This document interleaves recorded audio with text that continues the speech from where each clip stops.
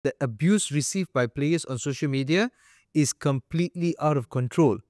Senang untuk kita bercakap, tapi di sebalik, let's look at the point of view daripada seorang atlet, ya. Tapi ada juga yang memang atlet ataupun bola sepak ahli sukan ni memang menjadi mangsa kritikan.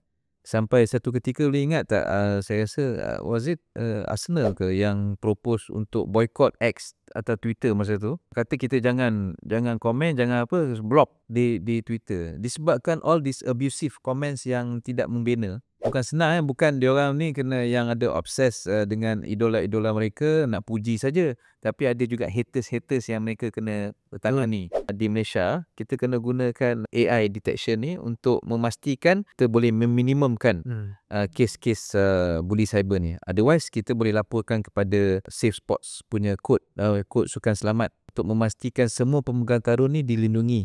Yep. Terutama dari segi cyberbullying.